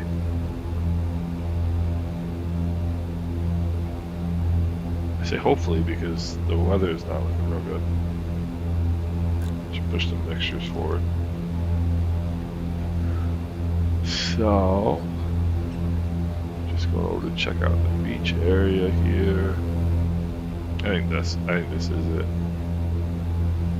If you ever get the chance to go to Guadeloupe, go. Don't even think twice. Yes, Bob, I am running live weather, and it's amazing. Yeah, Heiko, it is. There's but I just found it charming. I really thought it was I thought it was going to be very commercial and kind of a turnoff, but it was. I really enjoyed it. There's a little hotel there. I'm trying to remember the name of it, which was great. That we stayed at. Well, we didn't stay. We just did one of those like day things where you just hang out for the day. And I don't think that's St. Anne. I think St. Anne might be up here further, but I'm not gonna. That's not gonna be one of my destinations. I can't get over the water. Look at this.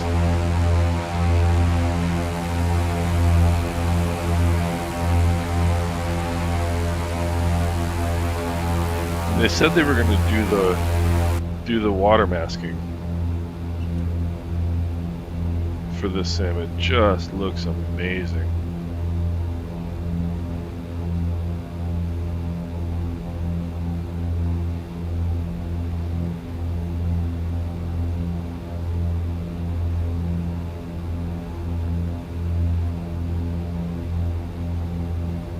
Alright, so there is Marie Galante.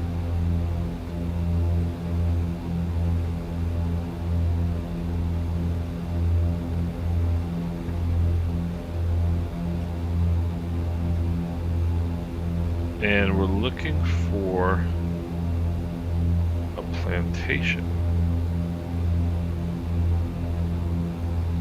Hey Brian, that's great, man. Thank you. I'm glad. You know, I spent so much time, you know, looking up all these little airports before they, before all the payware came in. I would gobble up any freeware airport that was available, and there were some phenomenal ones. And that's what became the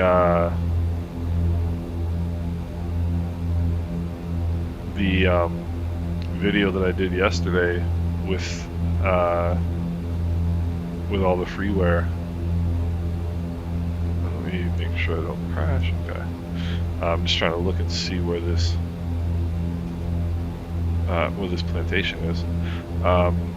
But yeah, I did so. You know, it's funny. I basically ad-libbed that video yesterday because I just know all those little airports and those freeware sceneries inside and out.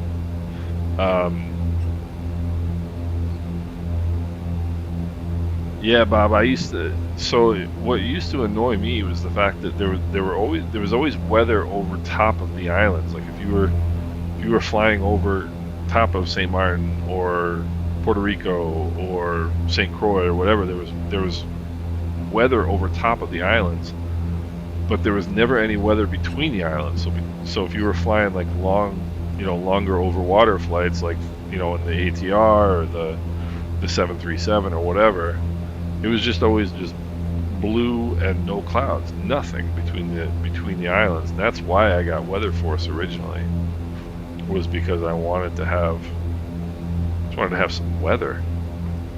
But the stock weather has gotten way better. I mean, it's phenomenal. You can see it for yourself. It's tremendous. Look at that. Look at that. I mean, that is unbelievable to me that is stock weather in the sim. And that's the island we're going to land at, by the way, over there. And that is Deseret. That's one of the other islands in the Guadeloupe. And by the way, Bernardo, the scenery developer, I highlighted a few of his sceneries in the video yesterday, the freeware video. He lives over there. At least I believe so. I believe that's what he told me. He lives over there. It's so wild.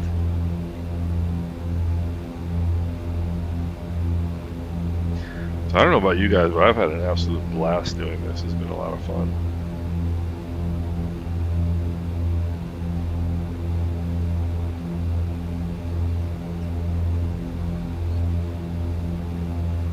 Yeah, it was pretty bad at the start. You know, it's funny because so many people are so negative on Asobo and so down on Asobo, like, oh, they're never gonna fix this, they're never gonna do that. Like, they have really, in my opinion, earned credibility, you know, in terms of, like, I just don't think you can say that they don't do what they say they're gonna do. You know, I mean, they've done so. I mean, the development on this sim has been so amazing over the last couple of years. And I remember when it came out, the first flight I did was in the 152, flying around St. Bart's.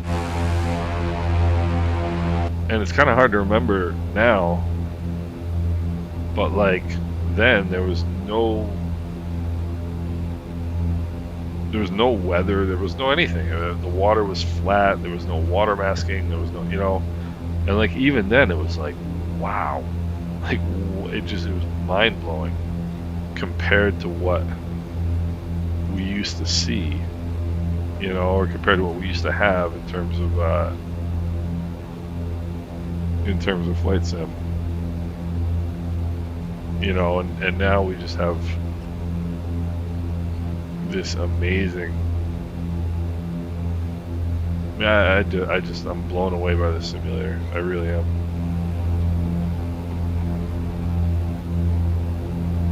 I mean, this is as close, in my opinion, this is as close as you can get to real life.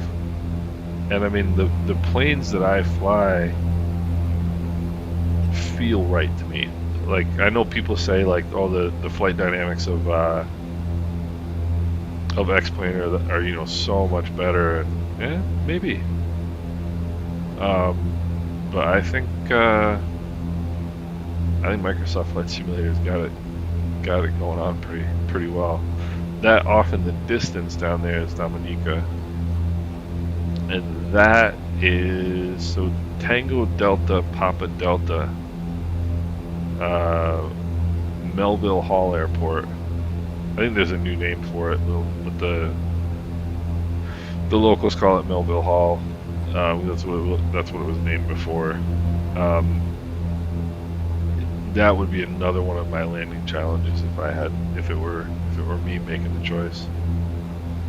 Hey 3M, thank you so much. I really appreciate that. It's really helpful. I'm grateful. Thank you. Yeah, and Cyberdammy, you're absolutely right. I mean, how much of this work was done, you know, in 20. It's amazing how quickly we forget, like, what a mess the world was for a while, you know? I mean, I don't want to get into the COVID discussion that people get, you know, it's something that, you know, let's just say is controversial with people, but like, I can remember a time where I seriously thought that we were gonna have like your vaccine card to go to restaurants and stuff. I thought that was like the future of what, you know, the world was gonna be. I mean, it was just it was so kind of bleak, I guess. And we really forget about that, you know, and how much the world has changed for the better in the last, you know, especially year that like life is pretty much back to normal. So we're looking for just past this little outcropping. So it must be like right in here somewhere is this plantation. It's like just inland of the edge of this.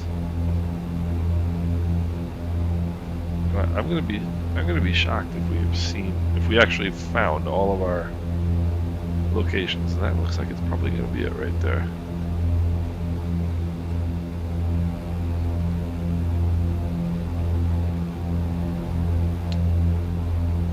There it is, I do believe.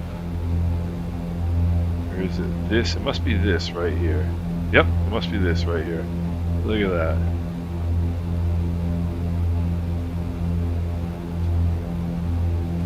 Oh yeah, how cool is that?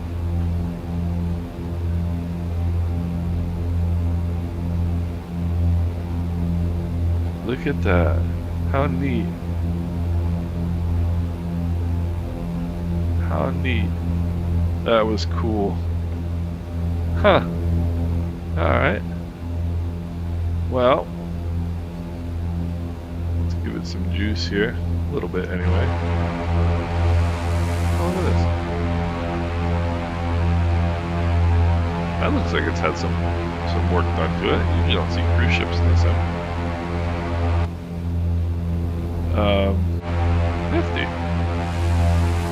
That was cool. So we have actually found all of the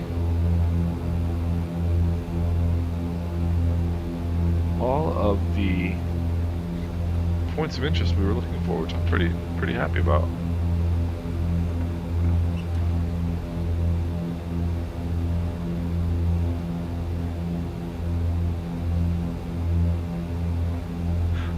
Hey Enzer, how are you? Fantastic to see you. Fantastic to see you. Yeah, Brian, I think I think they've done a tremendous job. I think it depends a lot. Like your viewpoint on Asobo's work depends a lot on how much experience you had with FS 2004 or FSX. You know, like I think a lot of the younger simmers. I'm 48. You know, and I've been simming since probably FS 98, and so I think a lot of the younger simmers can complain about a lot of things that the rest, you know, that like, you know, if you've been around the sims a little bit, you're like, nah, that's not really that big a deal, you know. So the next and last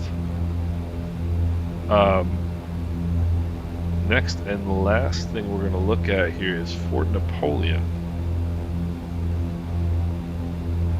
Fort Napoleon here on Les Saints, and then there's the airport that we're going to be landing at.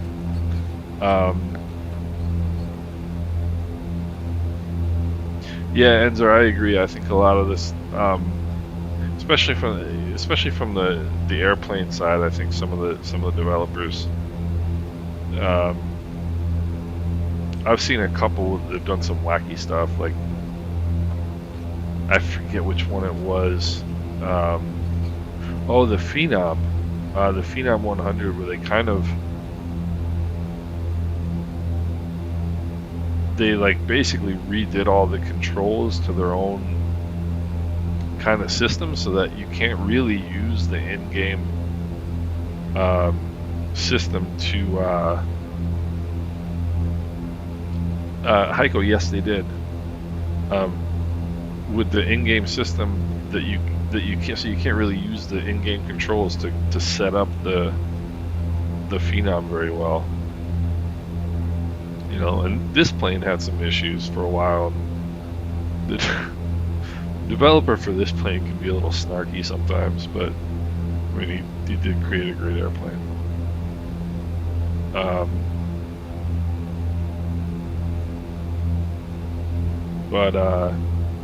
Yeah, so this is so one of the things that I wanted to do when we were in Guadeloupe is there's a little ferry from here that you can take down to Les Saints, and I really wanted to do that, but we just it's such a big island. There's so much to do. We just never got around to it.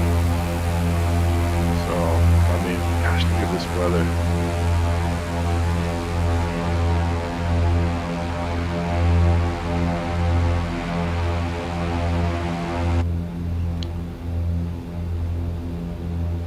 Yeah, Enzer, you know, like when you do when you remember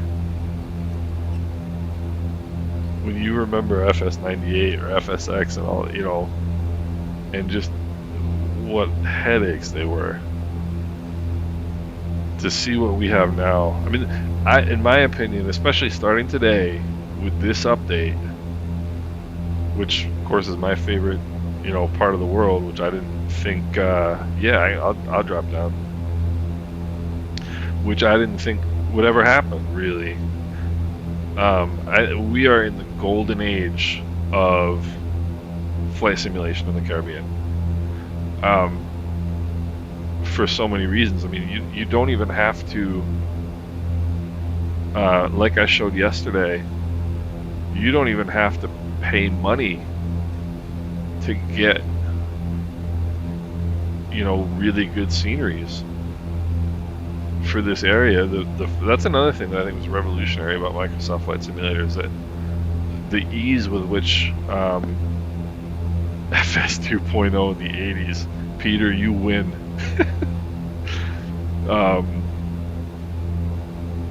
But the ease with which just like your average Joe can make a scenery, you know, can create a scenery or update a scenery. I remember when this sim first came out, and I was so excited to fly to Anguilla. My first flight to Anguilla, I realized that the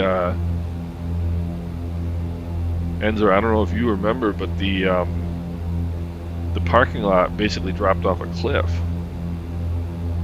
It was really bizarre. Like, as a matter of fact, I remember you couldn't even land, you couldn't even park the airplane because it would just keep rolling downhill. That's how weird it was. But now with World Update Caribbean and and all the payware scenery we have and all the freeware scenery we have, I mean, it's just amazing. Alright, so it should be pretty much straight ahead of us.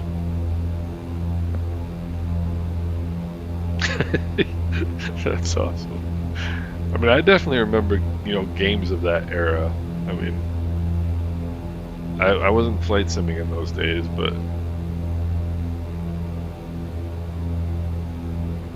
so I'm guessing that's gonna be it right there. This is Fort Napoleon.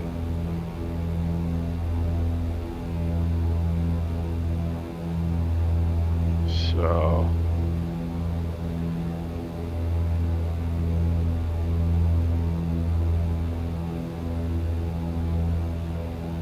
let's see here.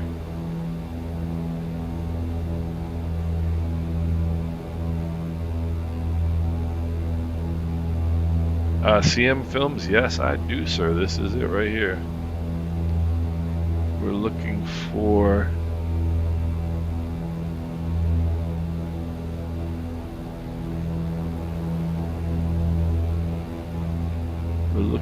Fort Napoleon. I imagine it would be on top of a hill. Got a couple of hills here to choose from.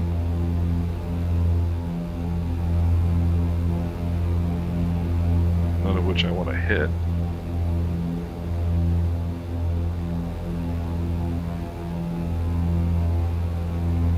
Am I missing it? Oh, there we go. Just popped in. You see that? There we are. There's Fort Napoleon. So now for the tricky part. So I picked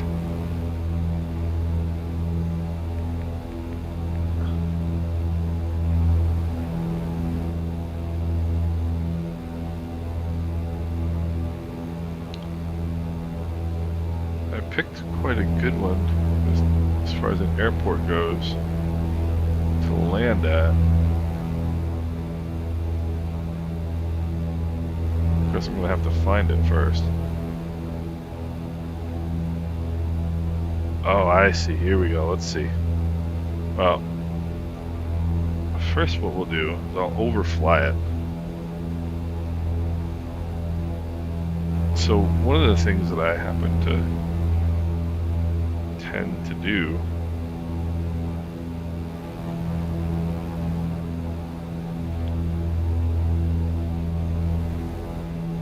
is it down? Oh, I see where it is. Okay. Alright. I'm gonna stall the airplane if I'm not careful here. I'm gonna do a quick circle around the island here. Bob, I think I might remember the Atari flight sim. There it is. There's the airport. So I haven't flown this airplane in a while. I've been flying the ATR for a long time. So this is you're experiencing me in real time making excuses for my landing. But I haven't flown this airplane a lot, and this airplane is.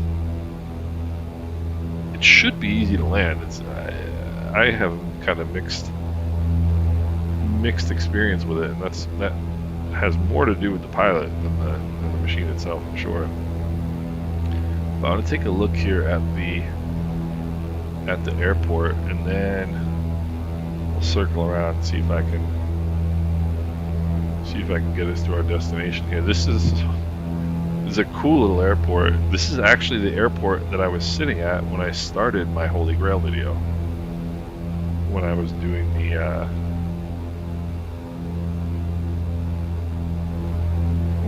the Holy Grail video, when I was sitting on the ground yapping, this is the airport I was at. And it's a tricky little airport to get into. There's like a lot of Caribbean airports. You kind of have to come in along this edge here and then turn your way in.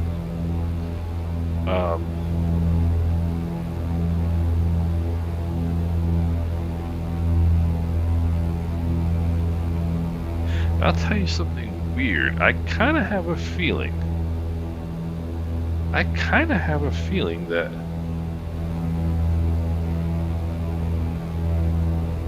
I almost had a preview version of that airport, because that airport that well, no, I think I used the freeware version. Okay, about to get nervous there.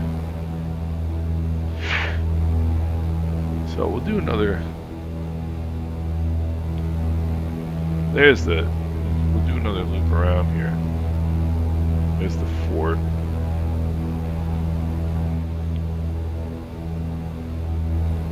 I'm gonna go first notch of flaps. I'm gonna go fuel pumps on.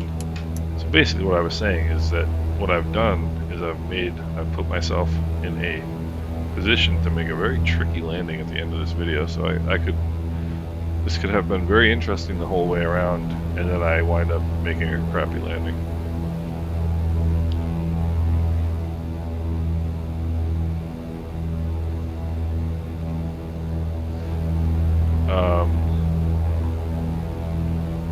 So what we shall do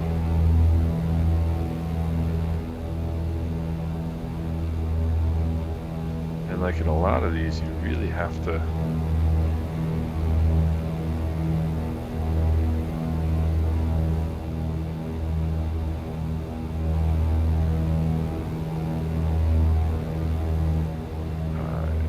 let's get the speed down here a little bit.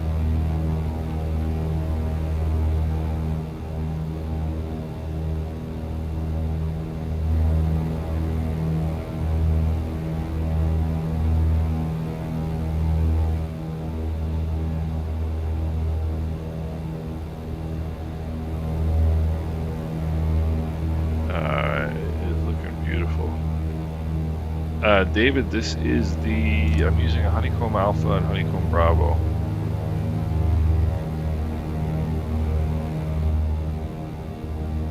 We'll go mixtures and props full forward, fuel pumps are on, flaps are set. And let's see if we can manage here.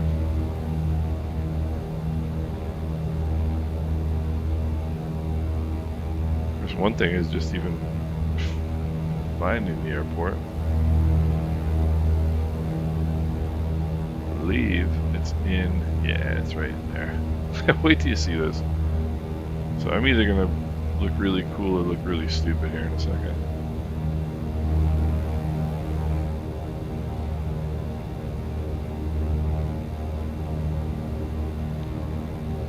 Yeah, it's right there.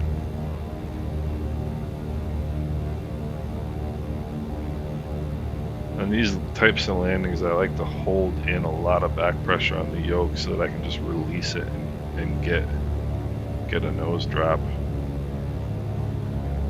And the power is almost all the way out. It is now all the way out. Alright, please, please, please. A little bit of power. Whoopsie! That was an arrival. I did that on purpose, guys. Did you see that? That was brilliant. Oh my word. Oh my word. I was just about out of energy and out of ideas at the same time. And I love the vegetation. That is such Caribbean vegetation right there. And we'll leave the mixtures for taxi. We'll turn the fuel pumps off. Put the flaps up. Oh, this is cool. I love airports like this. I love airports like this. I'm just gonna park right in the middle of this place. And apply the brakes. Mixtures to idle cutoff. Turn our lights off. Mags off. Avionics. Master and battery off. And we'll set the parking brake. Chiropractor, exactly. Yeah, that was. I thought I put the flaps up, but apparently not. Yeah, I mean, the funny thing is, landing a real airplane is so much easier than landing a sim airplane.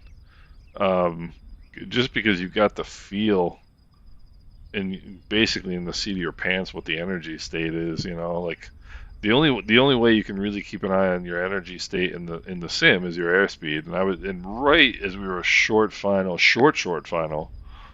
I looked down and I saw it at 60, and I had the yoke pulled back quite a bit, and I realized I was in trouble. But yeah, we made it. Whatever. It's not the worst landing I've ever made, I can tell you that much. But what a cool little airport. I love the vegetation. To me, this is small Caribbean airport. Like great, great, great scenery. Love it. Love it. So there we have it. So Terre de Haute, you're right. I um,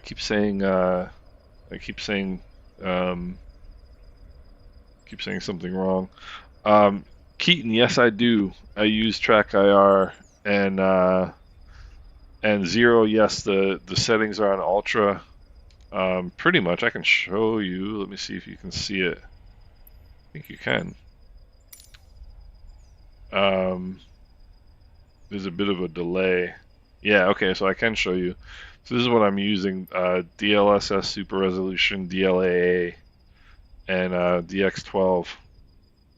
And pretty much, so here's an interesting little trick that I read about recently. Somebody said if you set your terrain level of detail and your object level of detail, instead of at like 200 and 100, if you set them at 205 and 105, then it's like way better than 200. So like just moving it up from 200 to 205 makes a huge difference. I don't know how true that is, but it looks fantastic to me. And I've pretty much got everything on ultra. I mean, I did a settings video, you guys can see that, but the only thing I really have off is motion blur, but everything else is on ultra. And yeah, that's pretty much what I run. This is just so for any of you who are familiar with the Holy Grail video, I do not have the Holy Grail settings set up right now, just because, well, I can show you again. Just because with the streaming, it messes with the screen size and stuff. So I'm running right now at 1440, just regular 2K. Whereas when I do the Holy Grail stuff, it's the 2160 resolution. So so these are actually kind of dumbed down, these graphics for me, but it looks tremendous. I mean, look at that. I don't know about you, but I think that looks amazing. Hey Peter, that's awesome. I'm glad, man. Thank you. I'm glad you enjoyed it. David, no, this is a 3080 Ti, what I'm using. And I really feel like that's kind of like the sweet spot for price and performance. I mean, I got this computer in November 2022, so like just over a year ago. And I got the computer, I just ordered it pre-built off Amazon. I got it for less than the parts would have cost me if I had bought the parts. It was just an absolute steal. And I mean, I think I paid like $1,900 for this computer. It's a 12,700K and a 3080 Ti. And I think, like I said, for the price and the performance, I think that's really the sweet spot. The thing is with the biggest hurdle that most of us have is the CPU. And if you look at like a 14,700K versus my 12,700K, it's only like 14% better, which is not night and day, So you can have a 4090, but you're still going to be bottlenecked by the CPU, and I just think that this is kind of the good spot, So Oh, okay, Heiko, thank you. Yeah, so Terra de Hawk, which I'm sure I'm sure I'm pronouncing it incorrectly. The Saints, and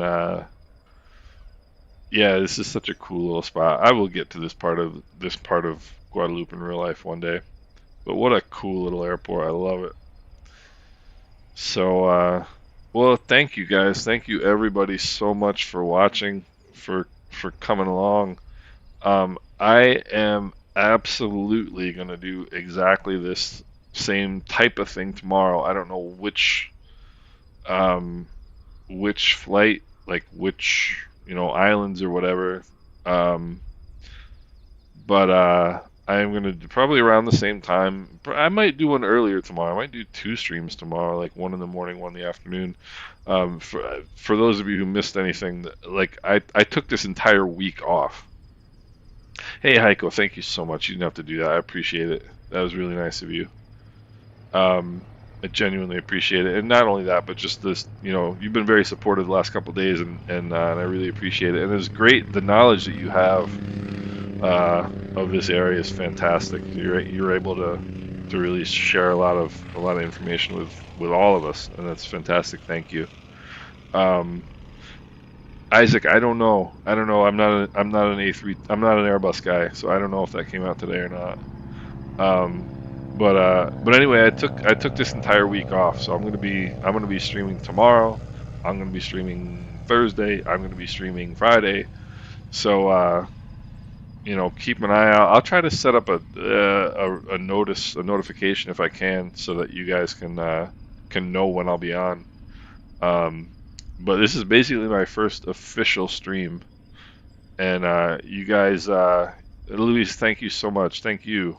You guys made it a blast. I had so much fun, and very, very appreciative for everybody tuning in and all your comments and everything. So I'm gonna let you guys go, and we will do this again tomorrow. Like I said, I'll try to set up a time when this goes. When I can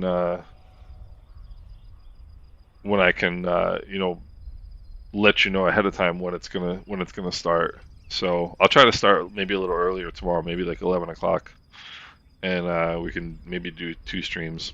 So, guys, thank you so much. Loved having you guys along for the flight, and we will talk to each other tomorrow. I hope everybody has a great rest of your day, and thanks again. Hey, Cyberdame, take it easy, buddy. All right, everybody have a great rest of your day.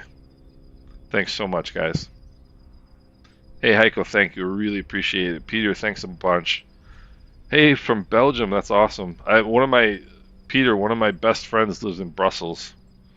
Um, so cool. Hey, Enzer, thank you so much. You're one of the people I always look out for to see comments from. I really appreciate it. You've been a supporter for a long time, and I really appreciate it.